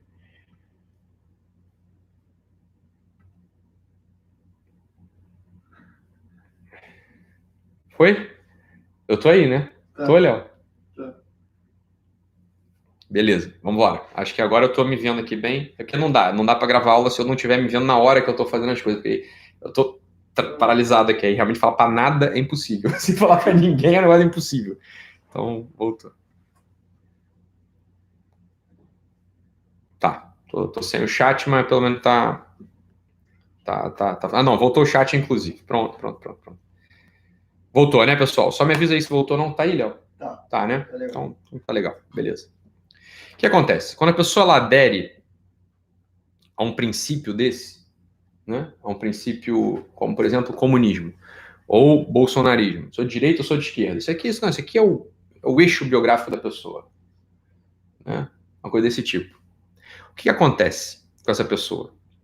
Quando você discute essas ideias, são ideias discutíveis. Nem todo mundo é vegano. Nem todo mundo é comunista. Né? Nem todo mundo tem esse tipo essa ideia de realização biográfica. Quando você discute isso, e às vezes até fala que isso é ruim, olha o que acontece com a pessoa. Né? Imagina só, a pessoa colou nela a coisa de comunista. Quando você discute isso, só tem uma reação possível na pessoa. Ela não vai entender que você está falando do comunismo. Ela vai entender que você está falando dela. Isso é a personalidade dela. Então, quando você critica, por exemplo, um comunista, um bolsonarista, um vegano, sei lá, você não é que você está criticando ele. Quando está criticando a coisa, o veganismo, o bolsonarismo, o comunismo, se isso é o eixo biográfico da pessoa, a pessoa tem uma reação como se estivesse sendo uma ofensa pessoal a ela. Porque é pessoal. Como a ofensa é pessoal, ela já não está mais no nível da discussão racional e lógica. É da discussão pessoal, portanto. É da discussão pessoal. Né? Então, por exemplo, essa briga recente que os tomistas tiveram comigo. Né? Tomista, Tomás de Aquino. Então, o sujeito, assim, ele entende que ele é tomista. Ele vai perfazer a biografia dele seguindo passo a passo do tomismo. Quando apareço eu na live 2, falando assim, cuidado. Falando do tomismo, tá falando deles, não. Tá falando do tomismo. Tá falando deles. Eu nem tava pensando neles. Tá falando do tomismo só. Claro que existem várias outras linhas teológicas, existem outras linhas filosóficas, existem coisas que são mais excelentes que o tomismo. O tomismo tem suas dificuldades, tem suas carências, tem seus prejuízos. Quando eu estou falando isso, como eles ouvem? Eles ouvem assim, o Ítalo está falando que eu sou deficiente, eu sou pequeno, eu sou dificultoso, eu tenho prejuízo, eu trago prejuízo. É sempre que você está ouvindo. Então é óbvio que eles vão ter uma reação passional e desproporcional com o que foi dito. Como eu sei desse processo, eu não vou discutir com eles de modo lógico. Porque eles não estão agindo de modo lógico. Você está entendendo? Eles não estão falando do tomismo, eles estão falando dele. Eles estão falando deles. Você está entendendo? Eles estão falando deles. É ofensa pessoal. Como eu sei disso, eu tenho que desmontar o quê? A personalidade deles. É isso que tem que fazer. Porque olha só, presta atenção, eu não estou falando do tomismo, só que eles estão me ofendendo. Eles estão brigando comigo. Eles estão me chamando de tudo que é nome. Eles estão desmoralizando meu trabalho, desmoralizando minha carreira, tentando, né? Fazer isso tudo. Você olha uma coisa dessa, não adianta falar do tomismo, porque o tomismo é excelente. O que é ruim é ele. Você tá... Ele é ruim, porque ele escolheu um modelo impossível. Porque você não pode dizer, eu sou tomista. Você não tem como fazer isso. Eu sou vegano. Isso é só, presta atenção. Não dá pra falar, eu sou tomista. Porque como você, por exemplo, deixa eu usar o português claro aqui, tá? Não faz parte das operações humanas, por exemplo, ter filho, ter relação sexual, comer omelete, trabalhar bem, não é? Ajudar a velhinha a atravessar a rua. Como fazer isso ao modo tomista? Entende que não é possível. Isso são operações que fogem. Isso foge à pretensão de uma escola de filosofia ou de teologia que trata só de meio de assuntos. É a mesma coisa do vegano. Como defecar ao modo vegano? Como ter uma relação sexual, uma relação homossexual ao modo vegano? Como pagar uma conta no banco ao modo vegano? Como fazer uma oração ao seu Deus ao modo vegano? Como liderar uma equipe na sua empresa ao modo vegano? Não dá. Não dá. Logo, veganismo não pode ser eixo biográfico. Tomismo não pode ser eixo biográfico. Então, porque veganismo assim, é passível de crítica. A primeira crítica ao veganismo é eu não como, eu como carne, né? Então eu já não sou vegano. O vegano ele olha para você com desprezo. O vegano que assumiu, né? Assumiu. Eu sou assim, o que eu falo da vida é ser vegano. O que ele fez? Ele amputou várias dimensões da vida dele. Várias dimensões da vida dele. E pior, ele te julga a todo instante como alguém imperfeito, imoral. Por que imoral? Por que imoral? Porque o que está falando é a culpa existencial. Só como você não é vegano, você não tem um eixo biográfico digno. Então você é imoral, você é mau. É a mesma coisa do tomista. Se eu falar assim, não, eu não sou tomista, eu sou agostiniano, eu sou franciscano, qualquer outra coisa. Dentro da tradição católica, hein? Ele vai olhar para você como assim, ó, herege. Ele vai ter uma reação hiperinsuflada, porque ele fala assim, não é possível. Profundamente imoral. Quando ele não nota que essas reações exasperadas, a gente sabe disso tudo. Ó, primeiro movimento quando você está culpado, se defender com unhas e dentes. Tem que ser muito humilde para assumir uma culpa de cara. O jeito anda culpado, é óbvio que ele está culpado. Ele tem um princípio de culpa, a culpa do John Carroll. É uma culpa assim, eu sei que a minha vida vai fracassar.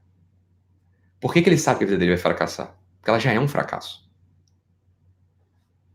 Por que ela já é um fracasso? Porque inúmeros domínios da vida dele não podem ser tomistas. Quando ele defeca, ele está fracassando segundo esse eixo biográfico que ele decidiu ter. Porque não se pode defecar ao modo tomista. Não se pode defecar ao modo vegano. Não se pode beijar na boca ao modo vegano. A vida dele é um fracasso. Sempre. Exceto quando o tomista está estudando São Tomás, só que você estuda o quê? 1 hora por dia? 2, 3, 4? Ou quando você está jantando, almoçando, tomando café da manhã, no caso do vegano. Em todo o resto da vida desse sujeito, todos os outros domínios da vida desse sujeito, ele é um fracasso. É um fracasso biográfico. Já se vê, olha, a escolha de um eixo biográfico desse, ela, por definição, vai te levar a um peso de culpa que você vai se tornar hiperreativo diante do mundo. Hiperreativo, culpado. Por que culpado? Porque eu estou fracassando. Esse é o princípio da crise de base, da crise assim, ó, de largada, da qual fala o John Carroll. Veja como isso é profundo pra gente. Né? É que é a mesma coisa, não. O que eu sou? Eu sou um malhador. Eu malho. Eu sou assim um fitness. É que você só pode ser fitness quando você está na academia e quando você está comendo. Todo o resto da sua vida você não pode ser fitness. Porque fitness não tem a ver. Não tem, como é que você corta o cabelo ao modo fitness? Como você vai ao hospital, né? Operar um apêndice ao modo fitness? Você entende? Não dá. Não dá. É óbvio que a sua vida vai ser um fracasso. O fracasso, esse fracasso existencial, ele inscreve em você o peso da culpa. Tua vida não anda. Óbvio que ela parece andar. Então o que esse sujeito faz? Ele começa a extrapolar a coisa fitness. É coisa fitness para todos os lados. Ele vai dizer assim, ó, até dá para se vestir ao modo fitness. Sempre? Não. É inadequado, inclusive. Como é que você se veste ao modo fitness num casamento? Sobretudo se você é a noiva. Ou se você é o noivo. Né? Não dá. Não se veste ao modo fitness. A tua vida é uma coleção de fracassos acumulados. Ela vai se tornar uma coleção de fracassos acumulados que não são fracassos que têm que ver com a moralidade do certo e do errado. Você pode ser um sujeito fitness, um sujeito vegano, um sujeito tomista, correto. Do ponto de vista do Igor Caruso. Você não comete crime, você não rouba, você não desvia, não se droga, sei lá. Tá tudo certinho. Imagina, né? Isso já é impossível. Mas supondo que você faça isso tudo. O problema é o seguinte, o certo e o errado, ela tá na base. Você entende por que eu tô dizendo certo e errado? Ítalo, eu não gosto quando você fala essas coisas, porque isso parece assim que você tá cagando uma regra. Por que certo e errado? Porque o certo pra mim não é o certo pra você. Você entende que eu não tô falando isso? Presta atenção, eu não tô falando que é melhor ser um sujeito relaxado, displicente, do que ser um sujeito fitness. Talvez seja melhor, sob certo aspecto, tem a ver com a saúde, com a força, é melhor ser fitness. Eu tô falando desse certo e errado. Tô falando certo e errado da impossibilidade de ter uma biografia completa, ampla. Porque a escolha do modelo é insuficiente. É igual a escolha de ser rico. Não dá para você setar uma biografia com esse modelo, porque não depende de você. E do outro lado, tem coisas assim que até dependem de você. Ser tomista, ser vegano, depende de você. Quem come carne ou quem come alface é você. Quem estuda São Tomás de Aquino, quem estuda Santo Agostinho é você. Quem vai, né, para pizzaria ou quem vai para academia é você. Tá tranquilo, isso aí depende de você. O que não depende de você nesse caso em concreto do vegano, do tomista, do fitness? Não depende de você a realidade da vida, que é 1000 vezes mais ampla do que uma academia, do que um restaurante, do que um livro que você estuda em certo momento da tua vida intelectual. Isso é muito profundo. Isso é muito profundo. A escolha do teu modelo biográfico, ela é fundamental. E a coisa aqui é a seguinte, olha, o homem, ele não inventa modelo biográfico. Você não tem como inventar isso. Você está sempre imitando alguma coisa, copiando alguma coisa, né? Não é verdade? Você não pariu da tua cabeça ser vegano, ser fitness ou ser tomista. Você olhou para alguém. Você olhou para alguém que você gostou. Falou, legal ser assim. Eu prefiro ser magro. Você olhou. Você imitou alguém. Então, uma das grandes coisas aqui para gente é a gente entender o que é o modelo biográfico, portanto. O que é o modelo biográfico, portanto? Possível, né? Que esses todos são. Só que são modelos irrealizáveis por definição. E é por isso que o John Carroll ajuda muito a compreender esse negócio. Quando ele aponta, parece que tem uma culpa ali que é estruturante, tá na base. Não tá em outro lugar, tá na base, tá na largada. Tá rolando a aula aí, Léo? Porque tá tudo travado aqui. Eu tô falando pro nada, sei lá, há 40 minutos. 20 minutos. Tá, né? Tá rolando. O chat tá funcionando? Tá tudo funcionando. Então, beleza. Aqui, pra mim, não tá falando mais nada aqui.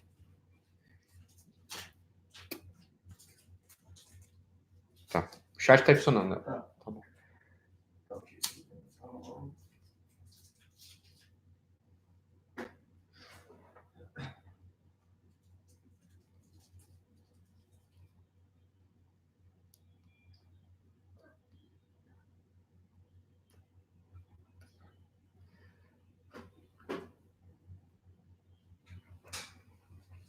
Esse barulho, né?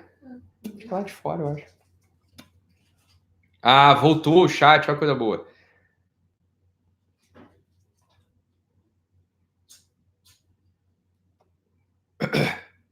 Tem sempre um safado, é o Fernando Carneiro, meu aluno. Discordo, dá pra cagar a luz do tomismo. Esse pessoal só caga pela boca mesmo, Fernando. Aí tu tem razão. Tu tem razão mesmo. Aí tem razão.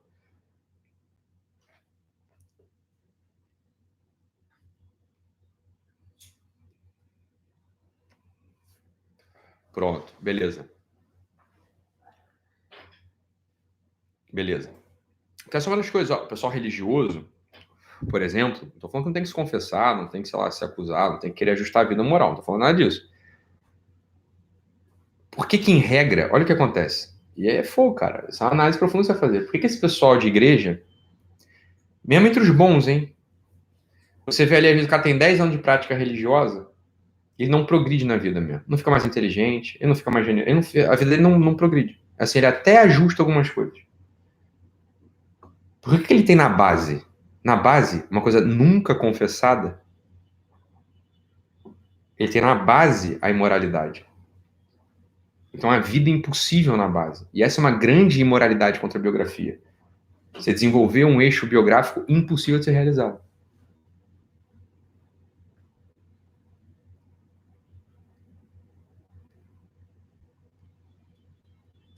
O cara quer ter o sucesso, por exemplo. Sucesso. Olha, imagina só, o sujeito é religioso, não tem sucesso. Ele vai começar a culpar Deus. Ele vai começar a culpar. Às vezes o sujeito é um pouco mais delicado e sutil. Ele não vai culpar Deus, porque isso não se faz, né? Ele vai começar a encontrar nele os motivos pelos quais ele não tem sucesso. Quando ele não entendeu mais na largada. Sucesso não depende só de você. É que você faça tudo direitinho.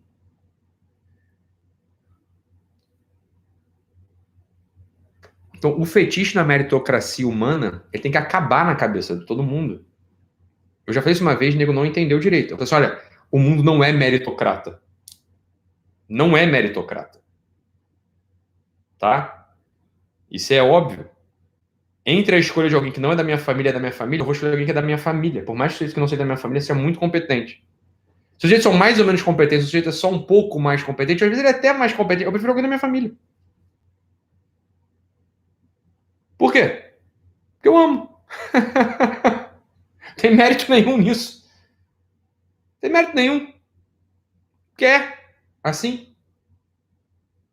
É coisa de gente bonita e gente feia. Minha filha, que mérito você tem em ser bonita ou feio? Você vai ser escolhido em primeiro lugar se você é bonita. Não tem mérito aí.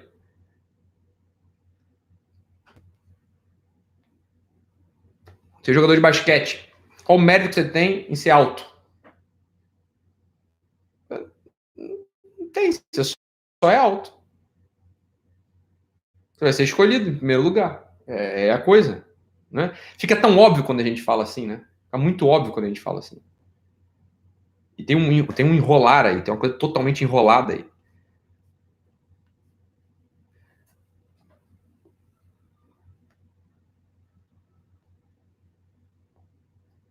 Isso tudo é para localizar precisamente, porque eu vi que teve muita confusão naquela live dos eixos narrativos, né?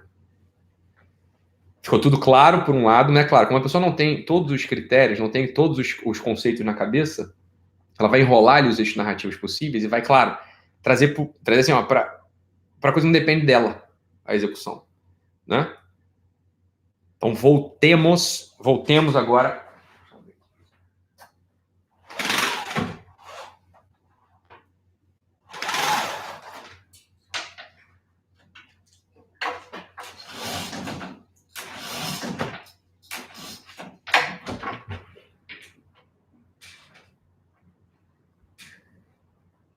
Pronto, então o Léo morre. E a gente também.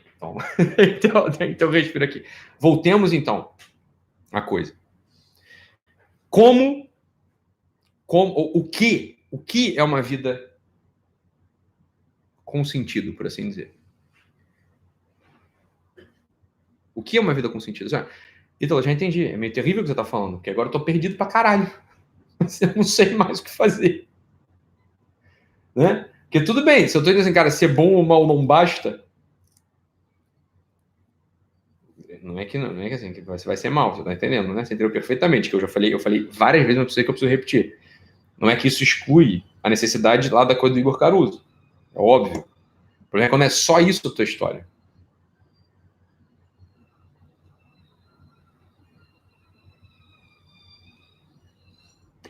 Deixa eu te falar, então. Vamos lá, deixa eu te falar aqui. Ó. Você tem lá os eixos narrativos. Escolhe lá um eixo narrativo. Você entende que certos modelos de vida eles não podem funcionar por definição, e esses são os modelos disponíveis para a gente hoje. Qual é, então, ou quais são, ou qual é, você não sabe se é plural ou singular, o lugar de modelo biográfico que pode ser realizado. Eu preciso da tua atenção agora, senão tu não vai pegar a coisa. Não vai pegar a coisa.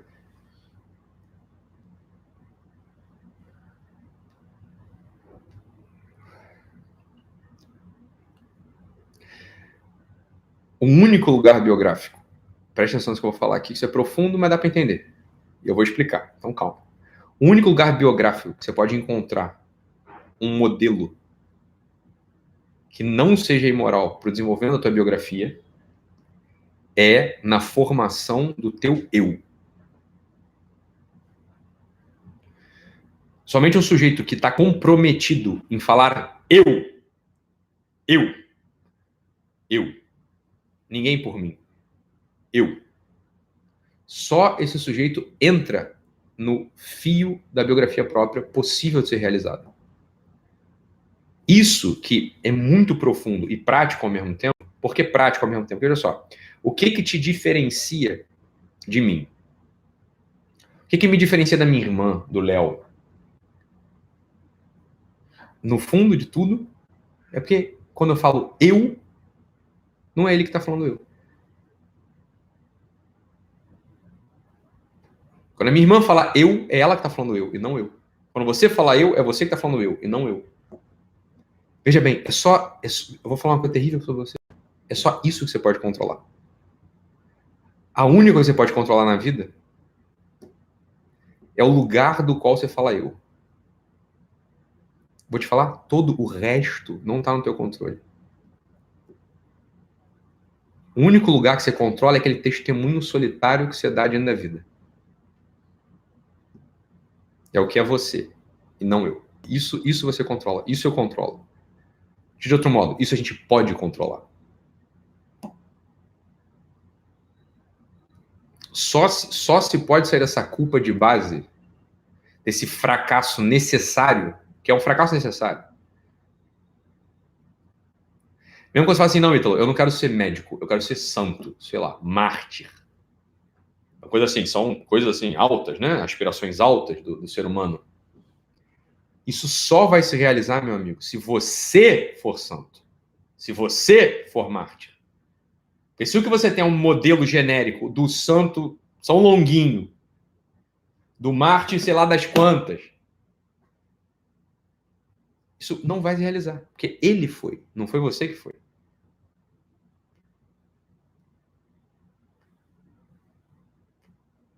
É por isso que os modelos humanos, eles na largada, eles fracassam.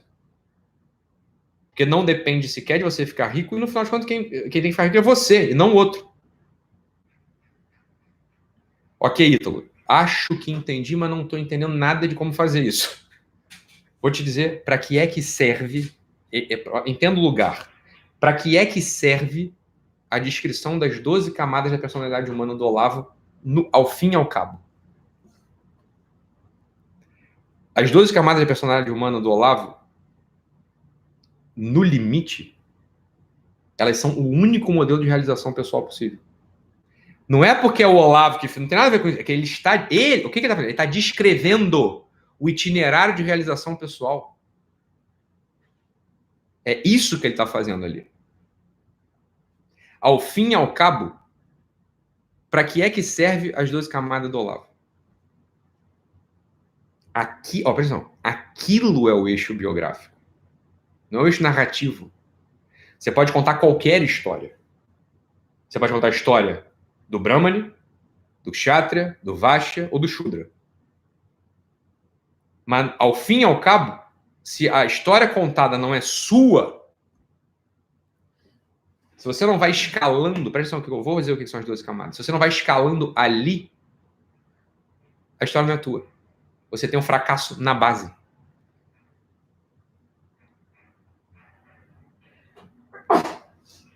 Por que é que as 12 camadas, elas são isso que eu estou dizendo e não outra coisa? Porque se você entende o itinerário das 12 camadas, você vai vendo que as 12 camadas, no final das contas, são uma história da conquista de um eu. Entenda as 12 camadas assim. Você vai entender muito bem. Você vai ver, ó, o que é a primeira camada? Qual que é a motivação da primeira camada? Ser. Ter um corpo. Ser. Aparecer. Existir. Só para quem não sabe, tem muita gente que não sabe. As 12 camadas do Olavo são um itinerário de motivação, por assim dizer. Você pode entender assim, ó, são motivações que vão se personalizando. São motivações cada vez mais pessoais. Olha, a primeira camada, existir. Essa é uma motivação absolutamente impessoal. Você sequer tem uma consciência ali no início. Tem uma presença na ordem do ser. Você apareceu.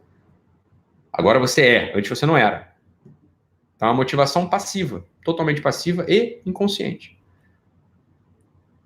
Não é pessoal, portanto. Ela é igual em todo mundo? Sob certo aspecto é. É porque ela é tua, mas ela é igual em todo mundo. Segunda camada. Segunda camada. Qual é a motivação da segunda camada? Lembra que eu falei do Zondi no início da aula? Aquele psiquiatra húngaro que teoriza sobre o inconsciente familiar? A motivação da segunda camada é ser na história. A primeira camada é, você é porque você apareceu, você tem uma presença, você tem um corpo agora. Só que você aparece na história. História é família. Você entra numa família. Você ganha um sangue, por assim dizer. A primeira camada você é uma consciência metafísica, agora você é. Na segunda camada, você é de carne e osso. Então agora em você aparece o sangue dos seus pais. Ora, né? É que isso também é muito pouco indiferenciado, meu filho. Muita gente apareceu nessa família aí. Isso é pouco pessoal. Esse sangue, ó, tá sendo carregado há, sei lá, milênios.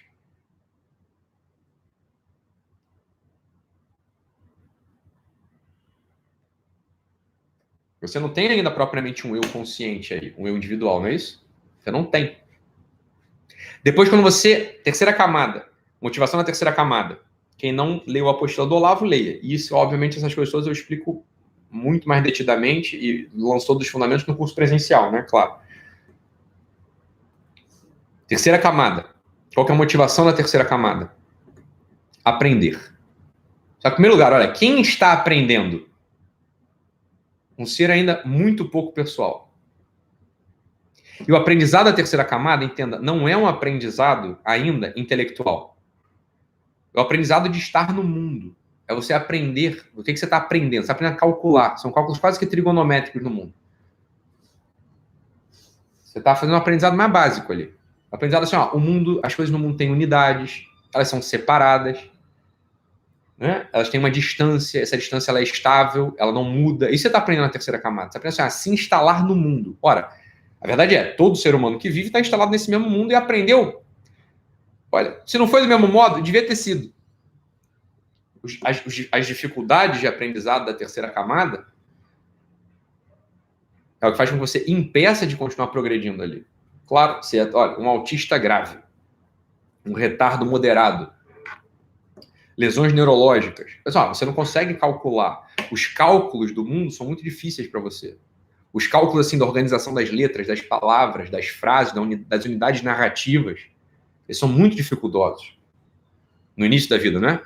Para o autista grave, para o retardo moderado, não é assim? Olha, as pessoas que têm lesões cerebrais, né, ou têm transtornos neuroinvasivos, elas têm uma dificuldade muito grande, por exemplo, em entender as unidades narrativas. O que é isso? O que é uma unidade narrativa básica? É você fazer um pedido. Pega a xícara, por favor. Pega a xícara, por favor, coloca açúcar e café aí dentro. Você pode pegar a xícara na prateleira, colocar açúcar e café? Pode adoçar com açúcar, por favor? Olha quantas unidades narrativas tem aí. São pequenas historinhas conectadas. Por isso que o autista grave, você tem que falar com calma olhando para ele. Né? Um retardo tem que falar com calma olhando para ele, uma coisa de cada vez. Você fala tudo embolado, por quê? Ele não calculou o mundo direito. Ele tem essa dificuldade de aprendizado.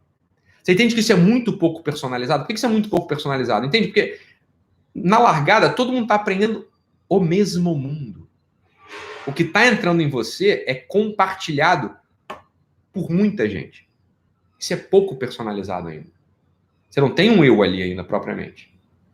Você está desenvolvendo. Agora eu posso começar a ter um eu ali. Mundo interior. Assunto da quarta camada. Formação dos afetos. Formação do mundo afetivo.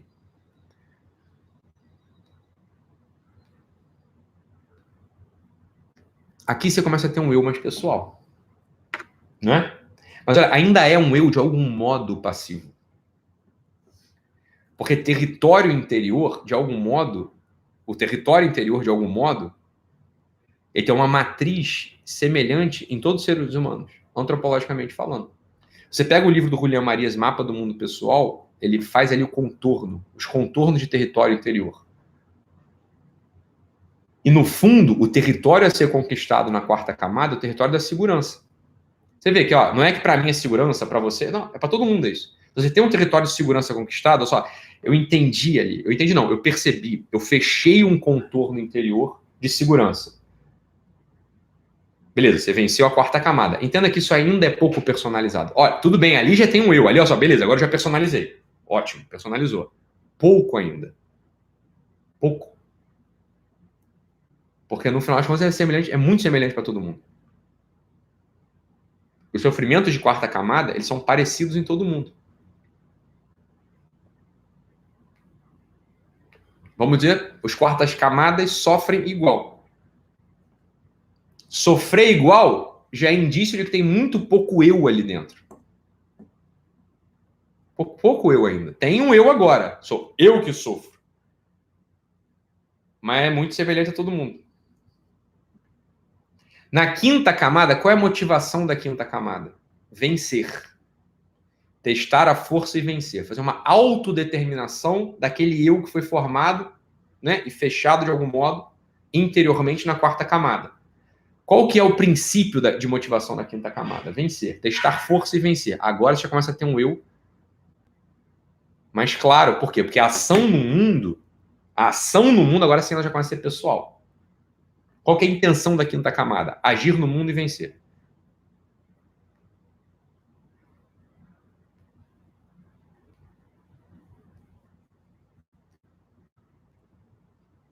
A sexta camada, agir no mundo, vencer e recolher benefícios de utilidade com aquele negócio. Olha só, olha a complexidade de pessoalização que já tem aí. Você entende que a história das 12 camadas, de algum modo, é a história da conquista de um eu. Você está conquistando um eu aí. Esse é o eixo biográfico. O único eixo biográfico possível para todo mundo, no final das contas. Dito de outro modo, os sofrimentos, no final das contas, ou as culpas que aparecem no final das contas, são culpas de não amadurecer. O que é amadurecer, portanto? Coisa que o pessoal pede para eu definir toda hora. Então, o que é amadurecer? É conquistar um eu. Cada vez mais individualizado. Beleza, isso que é poesia se torna um itinerário, uma poesia abstrata, compreensível, mas abstrata, se torna um itinerário claro quando você entra nas 12 camadas. E é por isso que elas servem tanto, por isso que as 12 camadas servem, a descrição das 12 camadas serve tanto no nosso mundo. Elas são um remédio para essas falsidades biográficas. Elas são remédio para falsidade biográfica. Como quem diz assim, beleza, eu quero ganhar dinheiro. Beleza, você pode querer ganhar dinheiro por 1000 motivos. Você pode querer ter sucesso por 1000 motivos. Um deles é um motivo de quarta camada. É se sentir amado pelo teu pai e pela tua mãe. Você entende que você vai ganhar dinheiro, não vai resolver nada desse fracasso que você tem por dentro? Porque qual que é o fracasso real que você tem? O fracasso real que você tem não é ser pobre, não é não ganhar dinheiro. O fracasso real sentido e percebido por você é a imaturidade que late na quarta camada. Por exemplo, o exemplo que eu dei. Você pode querer ganhar dinheiro. Por quê? Você quer provar, você quer ser amado pelo teu pai e pela tua mãe, porque o que eles valorizavam era isso. Então, se você acha que se eu ganhar dinheiro, se eu tiver sucesso, eu vou ser reconhecido da minha família. Meu pai e minha mãe vão gostar de mim.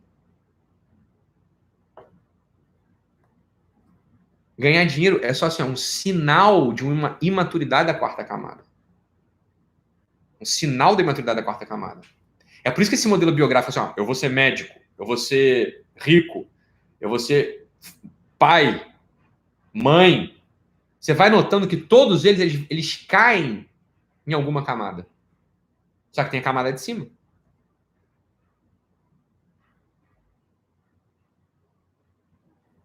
Sexta camada, ganhar dinheiro, ter sucesso.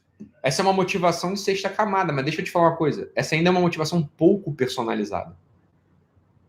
Que ainda, para cima da sexta camada, ainda tem uma série de necessidades do eu. Você pode personalizar o teu eu ainda maximamente para cima.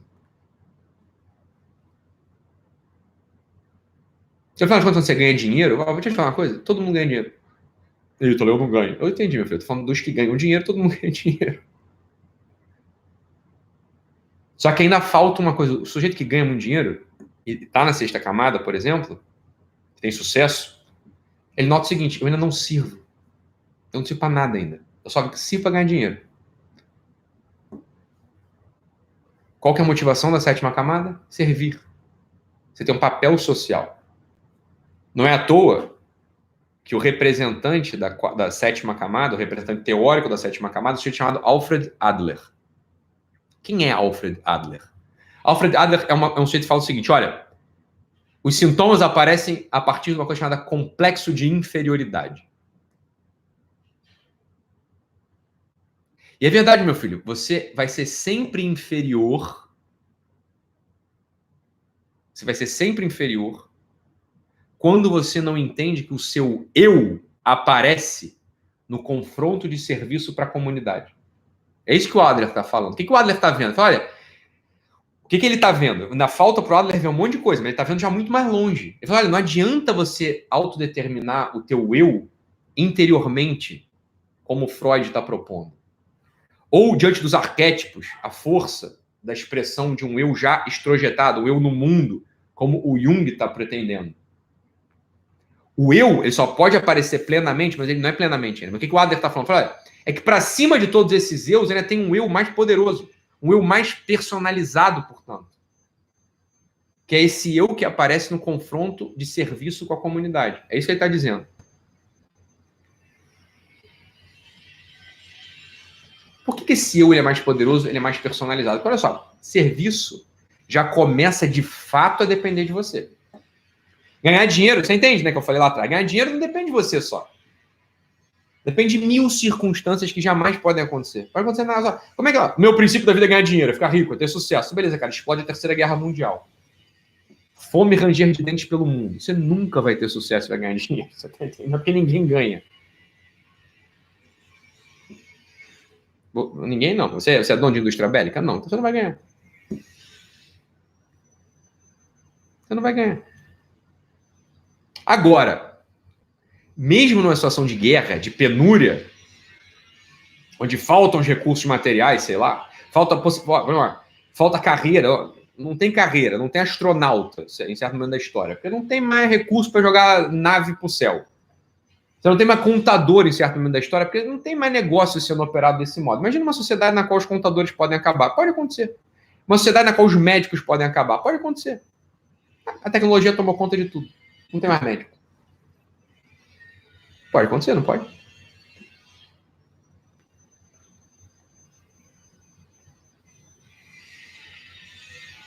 A gente pode caminhar para uma sociedade cibernética onde só vai haver uma profissão.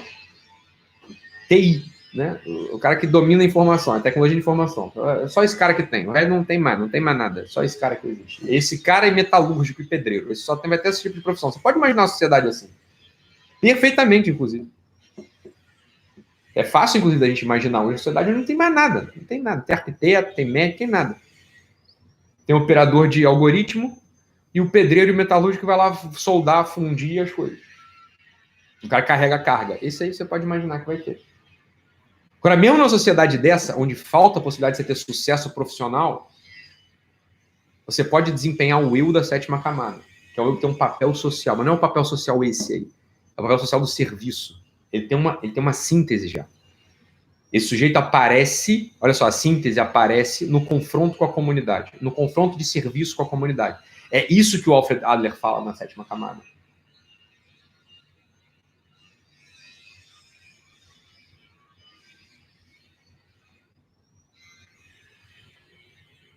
Oitava camada.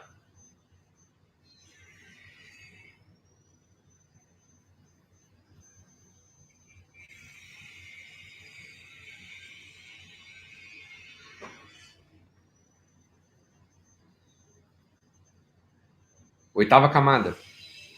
Olha isso aqui, ó. Oitava camada, meu amigo, é quando você, de fato, você começa ali, não é que começa, ali aparece um eu realmente que fica. É um eu que tem uma força que não depende sequer de uma comunidade. Porque qual que é a motivação da oitava camada? É o confronto desse, ó, só, é um eu que apareceu na linha metafísica, primeira camada, se concretizou com sangue dos antepassados, segunda camada, que aprendeu a se instalar no mundo, terceira camada, que circulou o mundo interior agora dos afetos, quarta camada, que por ter uma unidade interior pode se testar, pode se extrojetar, pode se testar no mundo, quinta camada. Essa força da quinta camada, ela passa a ser útil e traz recursos de sucesso. Sexta camada.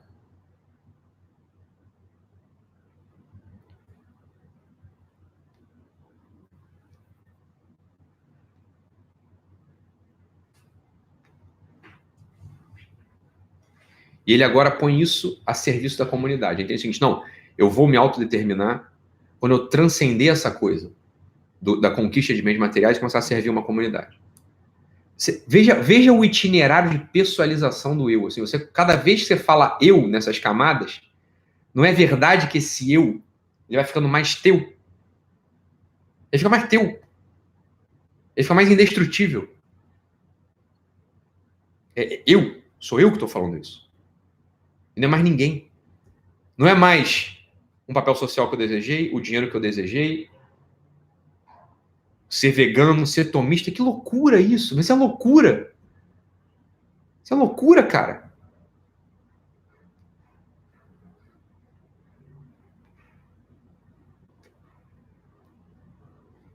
É uma loucura. Assim, é a impossibilidade de uma realização biográfica, quando você seta a tua vida para ser fitness, ser médico, ser mãe de família, ser tomista, ser vegano. Não dá para fazer isso.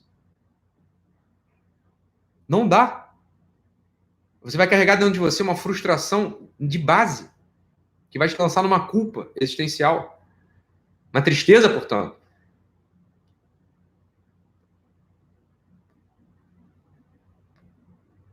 E quando você entra na oitava camada,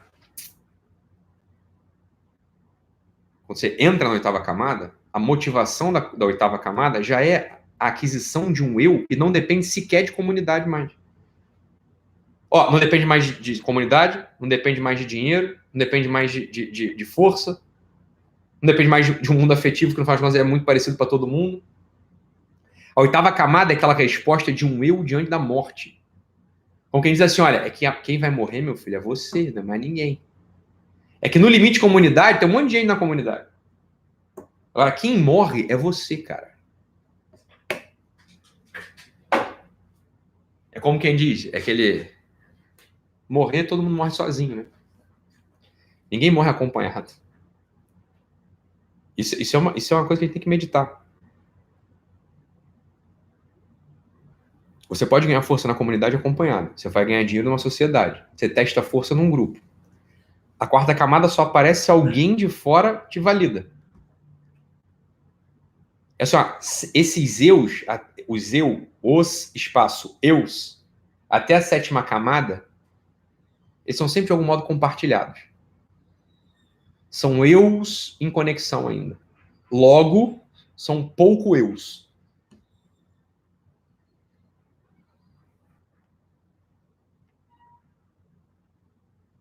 Travou de novo.